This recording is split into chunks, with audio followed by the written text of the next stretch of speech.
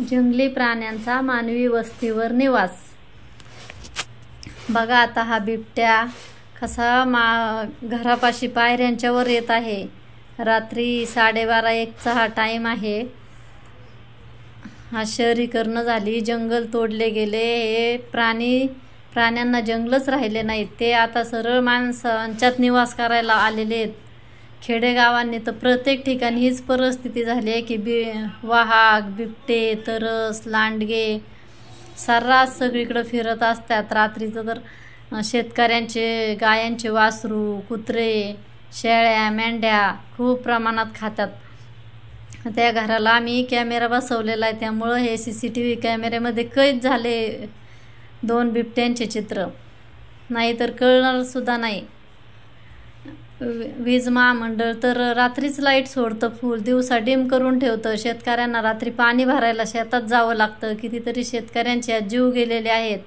शेतकऱ्यांनी करायचं काय? जगाच्या पोशिंद्यावरच आज ही सगळी अशी वेळ आलेली की सगळीकडून त्याची मारामार झालेली आहे ना, त्याच्या पिकांना बाजारभाव। खेड्यात आता ही परिस्थिती, जंगली प्राणी सरळ मानवी वस्तीवर त्यांना फिरकत असतात, रस्त्यांनी फिरकत असतात। बाहेर रात्रीचं निघायचं म्हटलं, काय अडचण आली तर कसं निघायचं? आमच्याकडे 2 व्हीलर 4 व्हीलर नसती प्रत्येकाकडे खेड्यात, त्यांनी कसं बाहेर पडायचं? आता याला जबाबदार कुणाला धरायचं? आज हे जंगल आहेत फॉरेस्टचे, तिथं कंपाऊंड टाकतात काय सरकार, फॉरेस्टचे अधिकारी? तिथं माणूस नेमलेला आहे का त्यांनी? हे प्राणी जे आहेत, हिंस्र प्राणी, ते फॉरेस्टच्या बाहेर तसं पाहिलं तर निघले नाही पाहिजेत। तुम्ही आणून सोडता फॉरेस्टमध्ये आणि फॉरेस्टला ना कंपाऊंड ना काय, ते सरळ मानवी वस्तीत फिरकत असतात हे प्राणी। शेतकऱ्यांना इतकी वातावरण घाबरण्याचं झालंय की त्यांना शेती केल्याशिवाय पर्याय नाही, शेताला रात्री पाणी देण्याशिवाय पर्याय नाही। ते तसे जीवा उदार होऊन पाणी वगैरे भरायला जात असतात रात्री शेतात।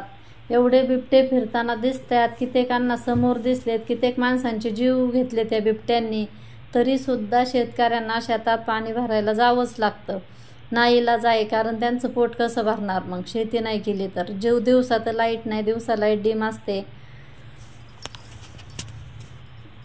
आता हे जंगलचे राजे माणसांच्यावर राज्य करायला मानवी वस्तीत सर्रास फिरतात, त्यांना ते कशालाच घाबरत नाहीत।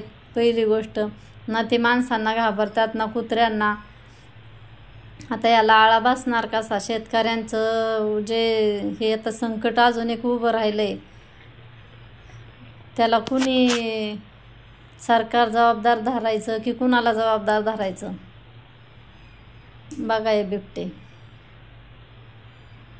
त्यांना कसली भीती नाही, मस्तपैकी फिरतात, खेळतात घराच्या शेजारी। आज CCTV कॅमेरे नसते तर काही सुद्धा कळलं नसतं।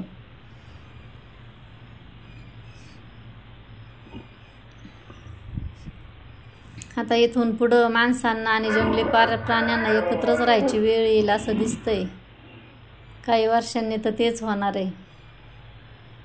आत्ताच ही परिस्थिती आहे, काही वर्षांनी अजून राहिलेली जंगलं राहतात का नाही माहीत नाही।